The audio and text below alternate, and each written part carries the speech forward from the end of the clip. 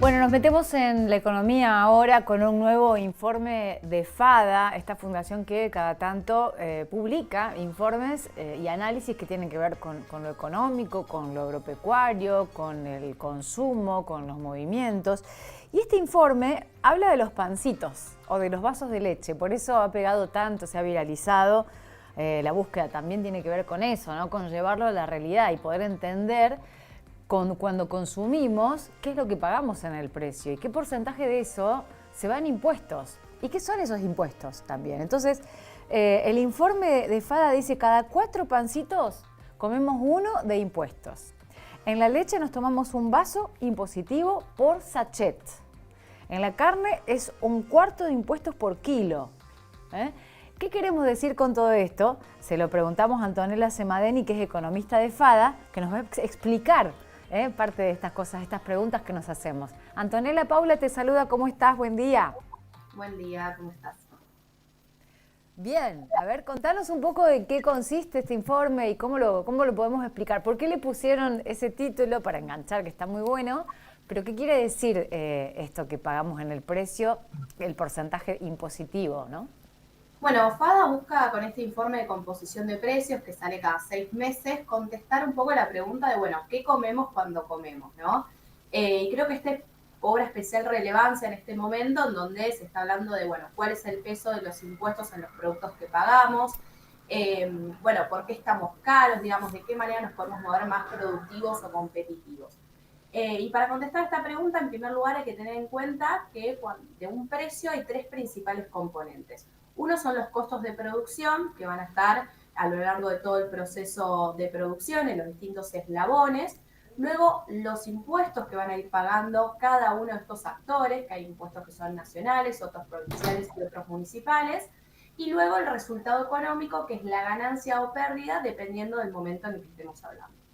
Y en promedio, el resultado que arroja este informe es que el 60% del precio que paga el consumidor son costos de producción, el 15% son las ganancias sumadas de toda la cadena y el 25% son impuestos. Es decir, 1 de cada 4 pesos que pagamos por un producto son impuestos. Nosotros, por ejemplo, vamos a la carnicería y compramos 1 kilo de carne, bueno, 1/4 de ese kilo, es decir, 250 gramos, son impuestos. Lo mismo ocurre en el caso de la leche, donde de un sachet de leche de 1 litro, un vaso que nos tomamos son impuestos. Y tal como mencionabas, el caso del pan, que vamos a la panería, compramos 4 pancitos y uno que nos lo comemos son impuestos. Y en ese sentido, los impuestos o la cuestión tributaria, ¿le sirve al Estado para mantenerse en pie, para redistribuir, para tener también su administración, como es el Estado? Pero ustedes analizan que prácticamente no tiene riesgo en donde entra en esa cadena en donde todo absorbe con un porcentaje impositivo. ¿Es así? Sí, es así, o sea, la carga de impuestos es mayor a las ganancias de toda la cadena. Acá el Estado funciona como una especie de socio vago, porque bueno, pensemos que no invierte, no cría el animal, no paga ningún tipo de alquiler, no toma riesgos, no madruga, por así decirlo, pero sin embargo se lleva el 25% del precio de cada bien final que paga el consumidor. Mientras que el tambero, el molinero, el panadero se levanta, bueno, todos los días para trabajar y sin embargo se termina llevando menos en concepto de resultado económico, de ganancia, que el Estado que simplemente viene y cobra un impuesto. Ujú. Vos hablabas de composición de precios en números, ¿no? Después, nosotros, cuando consumimos, ¿qué es lo que comemos? ¿Qué porcentaje comemos y qué queda en esa cadena de distribución? Porque está el productor por un lado, el distribuidor por otro lado, que también gastará en nafta, y Sí. después, el consumidor final, pero esa carga tributaria que vos decís que es el 25% del total analizado, de la unidad analizada. Exactamente, nosotros de FADA, o sea, analizamos toda la cadena, tanto el flete como el costo de personal, los distintos costos que van siendo involucrados en el proceso de producción. Por ejemplo, en el caso de la carne, tenemos el costo de la alimentación del animal, de la sanidad, del alquiler del campo, bueno, los fletes, el personal, por supuesto. En el caso del trigo, tenemos bueno, la producción de trigo, la producción del pan, que esto conlleva mucho gasto de en las panaderías de lo que es el alquiler, los servicios como el gas, la luz, la electricidad, bueno, en el caso de la leche, todo lo que es el costo de estructura que tiene un tambo, y luego, bueno, obviamente cada uno de estos eslabones que además de ir pagando estos costos de producción que mencioné, van pagando impuestos y luego se van quedando con un pequeño margen de ganancia.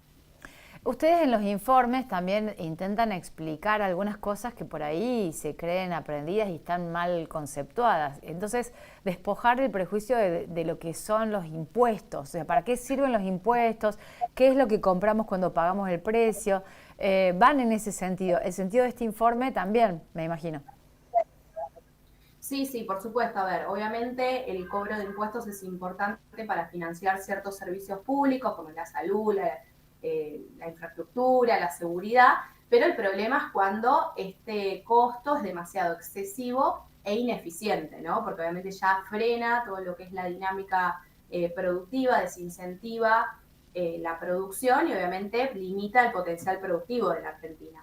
Yo creo que tenemos un gran problema en relación a la ineficiencia, a la superposición de impuestos. ¿Sí? Tengamos en cuenta que de 164 impuestos que existen a nivel nacional, provincial y municipal, solo 11 de ellos recaudan el 90% de la recaudación. Es decir, hay una gran distorsión entre la cantidad de impuestos y la eficiencia recaudatoria que tienen estos.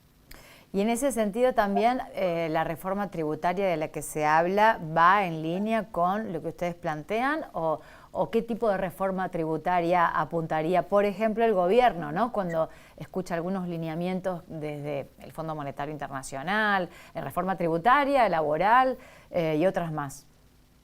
Bueno, yo creo que en primer lugar, ahora se salió un poco a mencionar esta idea de la propuesta del superiva, que bueno, obviamente tendría que pasar por el Congreso, habría que ver cómo se termina gestionando la idea, pero es que Nación cobre el 9% correspondiente a la coparticipación del IVA y el restante lo paguen, lo cobren, mejor dicho, las provincias en concepto de IVA y de ingresos brutos. Hay que ver si esto representa una baja para el consumidor en cuanto a carga impositiva o si simplemente es una unificación de las alícuotas. Bueno, no lo sería tanto, pero sí iría en línea con la simplificación impositiva. O sea, esto que mencioné de que hay tantos impuestos y que en realidad la mayoría no son tan eficaces para recaudar, y la forma en la cual se recaudan, porque obviamente representan un costo para el Estado, ¿no? Porque tiene que fiscalizar, tiene que gestionar, tiene que controlar, la carga burocrática que representa para el productor, digo, a la hora de producir, cada eslabón tiene que ponerse a ver, bueno, cuáles son la cantidad de impuestos innumerables que tengo que pagar,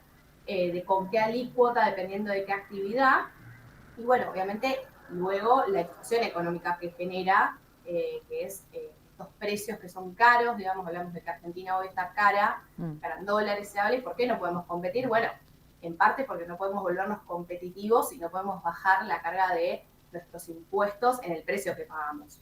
Bien, esto en cuanto a precio y este informe puntual que acaba de salir, ¿el próximo ya lo tienen titulado? ¿Ya saben de qué trata, sobre qué empezaron a investigar?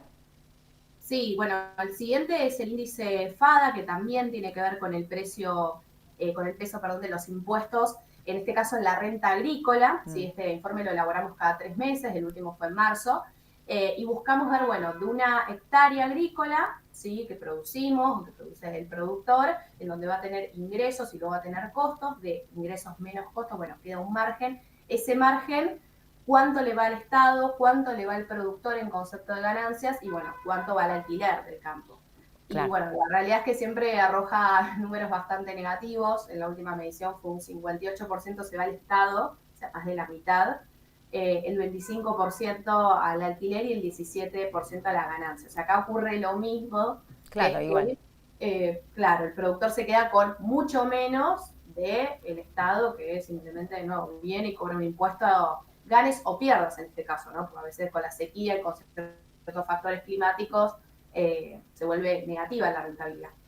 Con lo cual pienso, ¿no? en el pronunciamiento del discurso presidencial, esto de eliminar al Estado, de correr al Estado, de minimizar al Estado, en la parte tributaria, en la parte de caja, no estaría pasando por ahora. ¿Y eso de qué dependería? De elevar un proyecto, que se trate, que pase por el Congreso. Digo, que FADA lo que hace es elaborar informes que van a dónde, ustedes se los envían a legisladores, a gente que está en el Congreso para que pueda elevar estas propuestas al legislativo.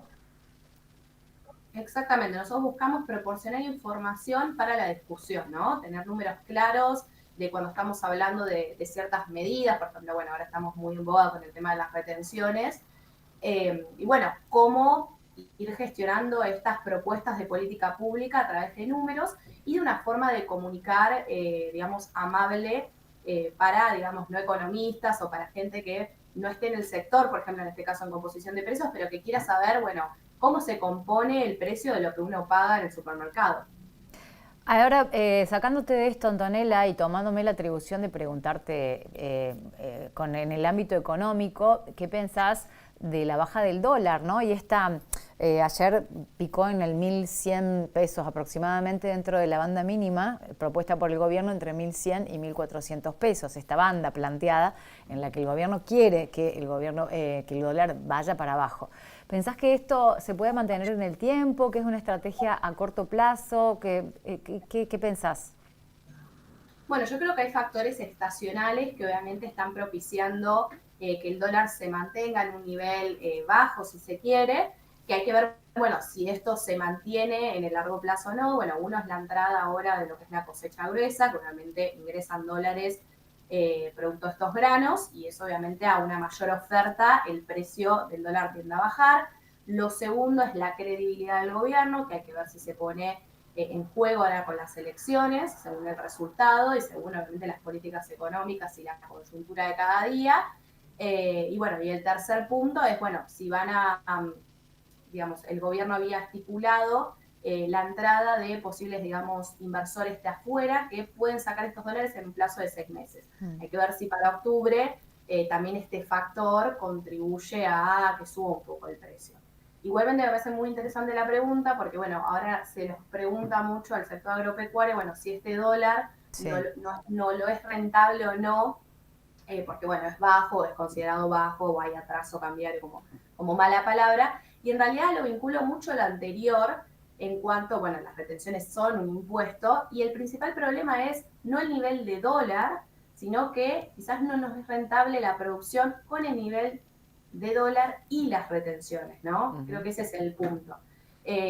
No es el problema quizás el tipo de cambio, o digamos, está bajo en términos históricos, es verdad, pero, digamos, buscar competitividad vía baja de impuestos, baja de costos burocráticos, baja de costos laborales.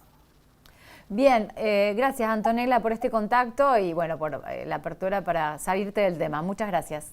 Gracias, saludos. Antonella Semanendí es economista de FADA, entonces con el último informe de FADA con los 4 pancitos de los cuales uno va en impuestos o la comparación con lo que pasa con la leche, con la carne, el significado, la composición del precio y también hablando del significado del dólar, ¿no? De cómo terminó cotizando ayer, del funcionamiento de la banda propuesta por el gobierno y qué significado tiene para el sector agropecuario, si esto les es más rentable o no. Bueno, lo explicaba recién Antonella en Punta La M. Vamos a hacer la pausa y ya continuamos con más.